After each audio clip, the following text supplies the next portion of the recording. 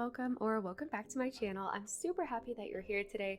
Welcome back to the island of Kohaku, which we recently started working on in stream. This is a Studio Ghibli island, and if you're wondering, hey, didn't you already start this island? Yeah, you would be right.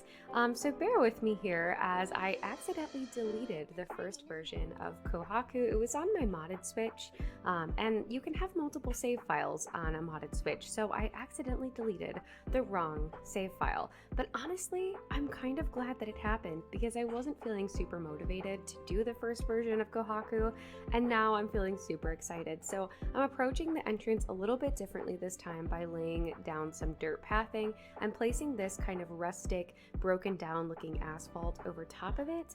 And I wasn't really sure how this was going to turn out. I was worried that I was going to place all of this ridiculous dirt pathing and end up absolutely hating the final result. So that's always a worry when I do these kind of bigger builds. But honestly, spoiler alert, I really like the final kind of iteration of this entrance, and I hope that you guys do too. So I'm starting off by just kind of trying to frame the area with some cliffs here. I really wanted the view from the front of the island to be kind of, I guess, full or centered, and I feel like adding terraforming in the background just frames whatever else you're doing so well.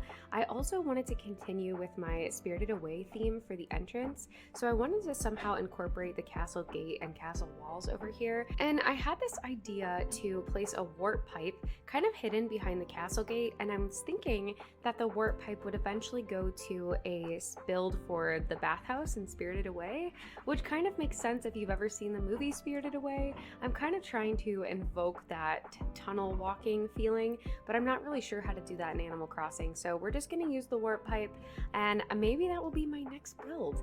I'm very excited about this island right now, and honestly, I feel like I need to go back to my spring island because it's not going to be spring forever. The struggle is real, but I'm just gonna keep building whatever I feel most motivated to build, I guess, and I hope that you guys will stick along with me and kind of bear with me through the process here. But I was really just kind of randomly building up terraforming. I was feeling super nervous during this build because I didn't know if it was gonna work out at all, but it ended up creating this little area that's literally perfect for a villager house. It was the perfect dimensions, so I went ahead and just went with it and placed a villager house here. And I feel like sometimes you do just have to kind of go with the flow, and it's okay if you don't like something, you can just tear it down, I guess. So I went ahead and put Tank's house here. I've never placed a villager house so close to the entrance before, but I really like it. I feel like it kind of sets the tone for the island. I do want the first part of this island to be more of a town, more like kind of a rustic town, and then I want the back part to be where all of the more natural builds are. I was thinking of doing the Howl's Moving Castle build towards the left or right corner of this island, just because I feel like the perspective of it will be a little bit different. But how cute is Tank? He had to come and hang out at Resident Services and do his little workout and just kind of watch how his new home is coming together. I honestly think he is super cute. But we have so many jocks on this island. It's honestly out of control, and I was not about to have a jock island. So if any of these jocks decide that they want to move out, we are absolutely letting them go. I think some of them are cute, but not like 6 of them, and right now I'm pretty sure we have like 6 jocks on this island. I do want to say before we get too far in this video that all of my codes are actually in my Pinterest this time and not in my card. So I'm finding that uploading them to the card has been pretty time consuming, and I usually save them to Pinterest anyway. So let me know what works best for you guys. What is a more organized or easy way to find the codes? I would love to hear from you. Honestly, I'm leaning a little bit towards just kind of putting them in Pinterest for the time being. Maybe I will get the motivation to upload them to card. But for now, checking out Pinterest is definitely a safe bet if you want to use any of these codes, which I highly recommend you do because they are so beautiful. I did pick a few different codes this time in the second sort of version of this island than I did last time, and I love the way that they play together. I feel like they look so cohesive, and they look so good in the fall time as well. So this island right now is set for September 20th, and I've been taking all of my photos around like 4:30. I tend to pick a specific time and a specific day that I want my DA to set, and I try to decide that early on in the island so that any pictures I take or any presets that I use are all really cohesive and consistent throughout the entire process. And I don't know, I just really enjoy doing that. I feel like, especially if you're planning to post any of your photos, I feel like it makes everything look super cohesive and put together. So that was something I never knew to do when I was starting out. So if any of you are posting some Animal Crossing things on social media, hopefully that helps you a little bit if that's something that you're interested in doing. But this lion dog statue, just a moment of silence for her, because it really made the build, and I really don't think that this build would have screamed Studio Ghibli quite as much had I not included this item. It was seriously just made for this build, and it looks so incredible with the kind of like rustic, you know, overgrown kind of other elements going on, especially with the castle gates here. And the retro transportation stop as well, I just think is so perfect. I did try to include some similar items to the first kind of version of this build, but I don't know, I wanted to make it its own thing as well. So you guys will have to let me know if I achieved that or not, or if I did something very similar to last time. But the pine trees as well are turning out to be a pivotal item for this island, as well as the evergreen ash. So I actually saw another creator, Boys Crossing, over on YouTube and Instagram, and I believe she is on Twitter as well. And her YouTube channel is just stunning. If you're not already watching it, I highly recommend that you do.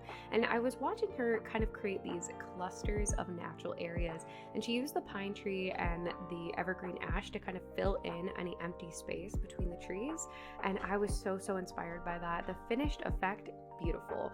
Also Teddy, moment of silence for him. He's just stunning. He's everything. Except for his glasses are a little bit ugly, but you know what? They're so ugly, they're cute, if you know what I mean. But anyway, after watching her videos, I was just taken aback by just how full and lush it looked by including those items. So I'm gonna kind of take some inspiration from her and try to do that same kind of cluster effect here on this island. Also, I just love the way that this water code looks over the dirt. I think it looks pretty realistic, honestly. I really like it. And then for the other areas here that are just kind of empty because of the dirt, I'm just going to end up filling them in with some with some bushes and flowers, some leaf custom designs, and definitely weeds. But I'm just loving the way that this kind of broken up concrete effect is working. I did cut out a lot of the process laying down the pathing because it was pretty tedious, and I figured that not everybody would be interested in seeing that. However, if you are interested in seeing that, definitely let me know and I will start leaving more of it into the video. Also, I love this green cruiser bike. It's so beautiful. Hunter green is quickly becoming one of my favorite colors, and I'm just kind of obsessed with everything green at the moment. So I just loved including that. It's probably one of my new favorite items in the game. All right, moving on next to Tank's house. I really wanted this to look kind of messy, almost not like a junkyard, but kind of like a junkyard. So I'm just including some boxes. I love the rusty fence in the background and those bottles. And then I'm gonna end up putting like some other items over there as well that are gonna make it look a little bit more junky, I guess, but at the same time rustic. I don't know. This is a theme that's hard to describe. But I didn't like the little drinking fountain there, so I went ahead and just placed a rock there instead. It was kind of tricky to finish off this area in the front without taking away from the focal point of the build, which is that stone lion dog and the castle gate. So actually my husband had the idea to include a park bench or a public bench here in front, and I just love the effect that it gives. It really kind of frames in the area, and eventually I'm just going to build up some cliffs back here and fill them up with trees and custom designs, and you know, you'll see that in the very end, but it kind of does make it feel a little more finished. Decorating those areas in front without completely, like, I guess, covering up your design, so difficult. I struggle with it so much. I am beyond obsessed with the little suit sprite design though. Later in this build, I'm going to put down one of the stars that you would get when you wish on a shooting star. I've seen several other creators who've made Ghibli Islands do something similar, and I just think it's such a cute little effect. I love it so much. It really kind of brings in a more subtle Ghibli element to this build because I really don't feel like it screams Studio Ghibli. It's really just like a touch, right? A little touch of Ghibli. It's kind of like liqueur, like it's a touch of a fruit flavor. You know, it was driven in a truck next to Studio Ghibli film. Yeah. Okay. Anyway, so I'm just finishing off this area next to the airport by just filling it in with some like more natural items. I love the rocks here. I'm going to be using rocks all over this island, but you can see how these clusters of natural areas just kind of help to frame everything, makes it feel so overgrown in the end. And I wasn't super sure about placing this. I think it's pronounced a torii. Please forgive me. It's not a word I'm familiar with, so if I'm pronouncing it incorrectly, definitely correct me in the comments below because I would like to pronounce it correct. But I wasn't sure about it because it does kind of block the view from the entrance, but I also feel like it kind of sets the tone for the island at the same time and gives it a kind of loose Japanese feel, which I'm not sure that this island really gets otherwise. So let me know how you feel about it. I don't know. Also, Tank is he's very excited about this area and just could not be bothered to go away. He's already watering the plants. He's got his little flower basket. I love it. Maybe he's like, you know, he's a sensitive jock, you know? Like, he enjoys a good workout, but he also is gonna, like, you know, go pick flowers and go on a picnic. And honestly, we stand it. We absolutely do. I wanted to include a little street lamp here, and then I changed out the drinking fountain for the diagonal arrow or street. I cannot talk today. This is a problem. Incorporating a few jock elements here with the soccer ball, and then I'm finally placing that star fragment. How cute is that? I just love it so much. It's seriously the cutest. I feel like the soccer ball really kind of ties in the more city element as well as this drinking fountain. I do want it to feel a little bit like a rustic city, so I'm going to try to incorporate as many items like that as I can. And then I recently discovered this creepy skeleton, and I don't know why I put him back there, but I feel like that's extra creepy and I'm kind of into it. Also incorporating some shoes, because literally every build I think I ever make, I have shoes or socks in.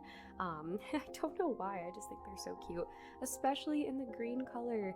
I feel like it kind of gives it a loose hunter green kind of theme. Plus there's just a lot of other lush plants around, so I'm into it. I'm very into it.